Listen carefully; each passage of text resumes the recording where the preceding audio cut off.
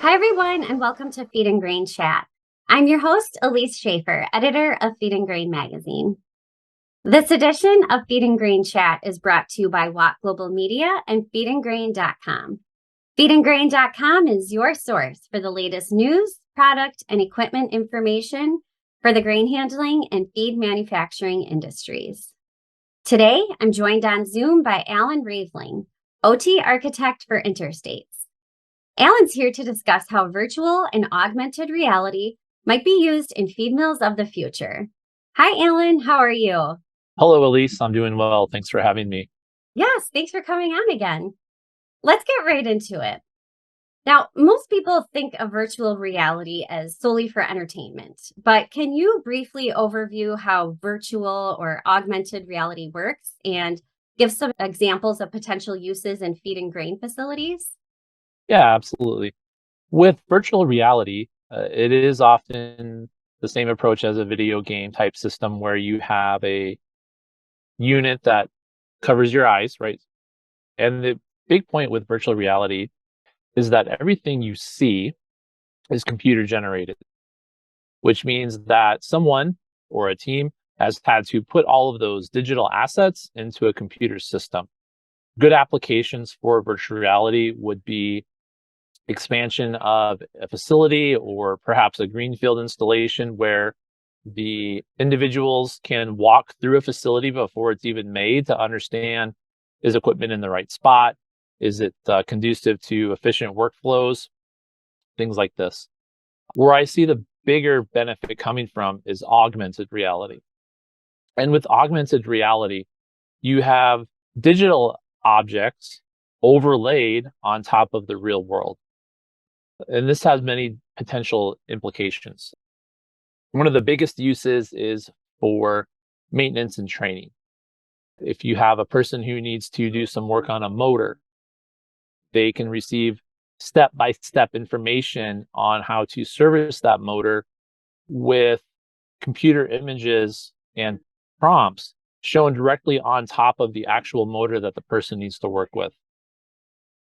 The same thing can be used for training, where they're receiving prompts in real time based on what they're doing in the physical space.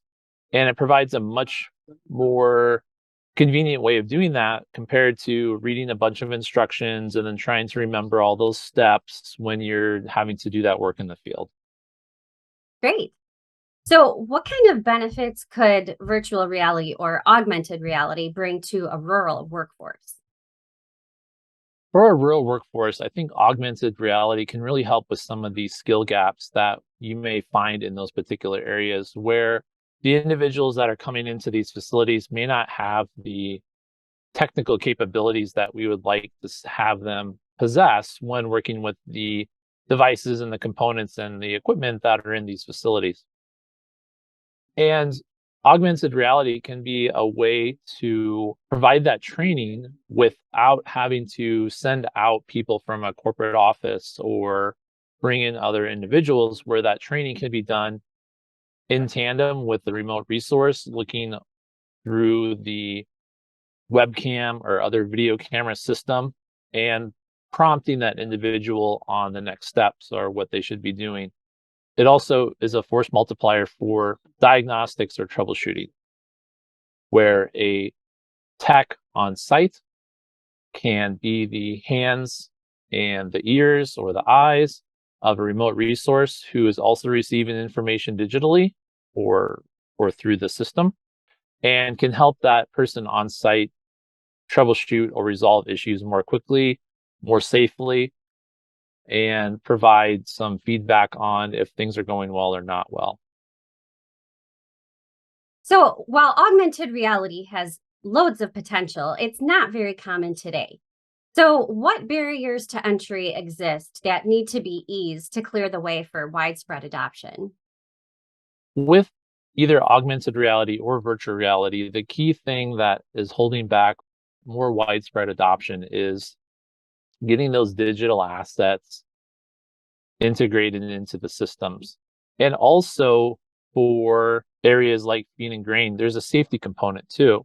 It doesn't make much sense for someone to wear a full set of VR goggles if they're trying to work within a manufacturing facility, right? Some safety issues there of not being able to see what's in front of you. Some of the other augmented reality glassware or systems are great for office environments or other areas like that, but maybe aren't as robust as they need to be for feeding grain or other types of facilities like this. In addition to that, I think there's also a cost component where the expense of these systems may not justify the benefits of them today, but as augmented reality becomes more ubiquitous in the future and more competitors enter this market space, the hope is that with competition comes lower prices and a little bit better choice on what you need versus what's being made available right now.